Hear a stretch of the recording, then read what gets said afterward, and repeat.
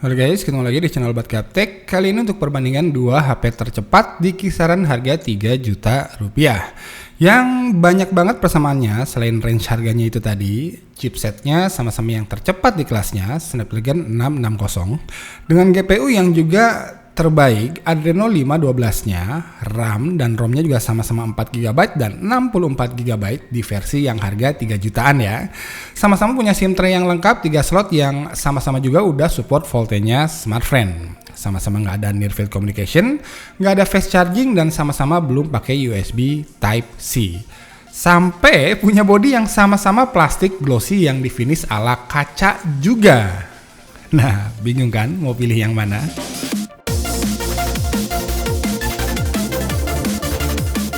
Tambah bingung. Nah, menurut saya kualitas hasil foto keduanya pun ya sekelas lah, walau beda karakter. Walau yang unik, pas awal-awal kemunculannya kamera Zenfone di mata saya tertinggal kualitasnya, terutama kalau di low light. Tapi setelah dapat beberapa kali update, doi bisa ngejar nyamain. Jadi enaknya nge-review HP-HP Asus tuh at least sebulan setelah launching lah, karena penyempurnaan softwarenya tuh sambil jalan biasanya.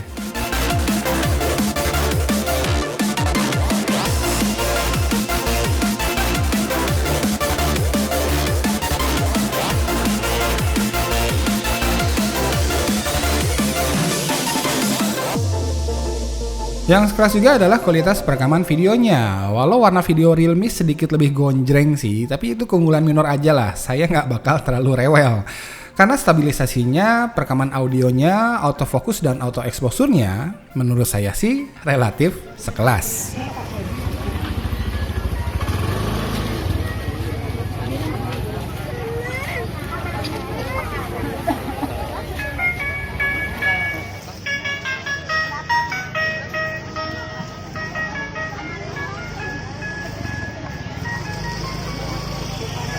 Kemudian yang serupa tapi tak sama juga adalah kualitas keluaran suara speakernya.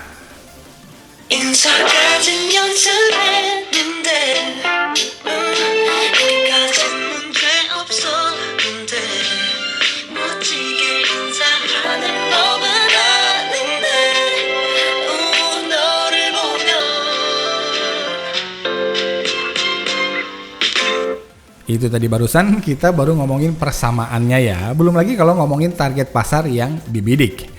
Punya chipset yang terbaik di kelasnya, bikin kedua HP ini tuh udah bener kalau dipilih para gamers yang punya budget buat mesin gamingnya di 3 juta aja.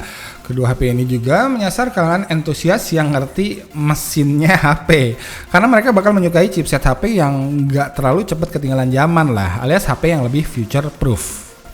Yap, banyaknya persamaan di kedua HP ini tuh artinya kalau kamu pilih salah satu di antara keduanya, pilihan kamu tuh nggak bakal salah-salah amat. Tapi mungkin salah satunya bakalan sedikit lebih cocok buat kamu dibandingkan yang lainnya. Jadi, yuk kita cari tahu siapa sih jodoh sejatimu. Selfie. Yap, kalau sektor ini sih kontras banget bedanya. Hasil selfie-nya Realme yang titisan dari Oppo memang signifikan bisa bikin muka kita tuh jadi kelihatan gantengan dikit lah, apapun kondisi pencahayaannya. Mantap. Alasan kedua adalah softwarenya Realme yang terasa lebih well polished lah, atau lebih matang. Contohnya kayak UI kamera yang lebih user friendly, fitur-fitur bawaan yang lebih lengkap. Walau yang paling penting buat saya sih simpel aja, kayak fitur buat mindahin tombol back ke kanan dan tombol recent apps ke kiri karena udah kebiasaan. Nah, di Zenfone ini nggak bisa.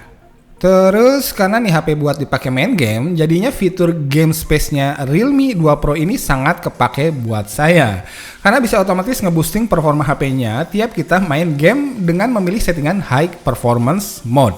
Yang sukses bikin pas main PUBG itu grafik Realme 2 Pro terasa sedikit lebih smooth dibandingkan pas saya main PUBG-nya di Zenfone. Lalu fitur ini juga bisa ngeblok notifikasi dan telepon yang masuk. Nah, kalau di Zenfone, notifikasi yang masuk dan mengganggu nggak bisa diblokir, kecuali kalau kita install aplikasi third party kayak yang biasa saya pakai sih, aplikasi game mode kayak gini. Ditambah lagi, softwarenya Zenfone juga masih bermasalah. Nama masalahnya Caping. Sebuah aplikasi portal berita yang bikin boros baterai, boros data, dan nggak bisa di-uninstall. Kalau di-uninstall malah error HP-nya. Untungnya buat sementara saya nemu solusinya dengan ngeblokir semua permission, notifikasi, data usage, dan lain-lain lah. Yang lebih lengkapnya ada di satu video tutorial khusus di channel YouTube baru adik saya namanya Obat Bingung. Obat gaptek, obat bingung. Yang linknya ada di kolom deskripsi deh ya buat kamu-kamu yang merasa perlu tutorialnya. Oke lanjut, kemudian kecepatan dan keakuratan fingerprint scanner dan face recognition di Realme 2 Pro terasa lebih baik dari si Zenfone. Dan terakhir, harga Realme 2 Pro yang versi RAM 4GB dan 64GB ROM ini lebih murah sekitar 250 ribuan lah, jadi lumayan ya.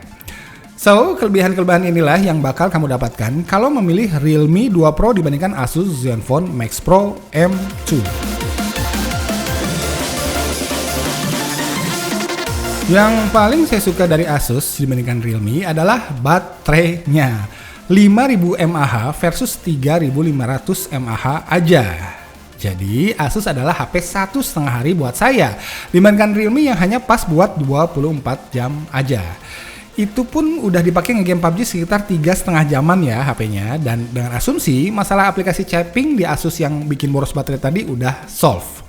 Lalu yang bikin saya lebih heran lagi, walaupun baterainya Asus tuh jauh lebih besar, tapi berat dan tebal bodi kedua HP ini tuh relatif sama. Beratnya Realme hanya lebih ringan 1 gram dari Asus, 174 gram versus 175 gram aja. Dan tebalnya sama-sama di 8,5 mm.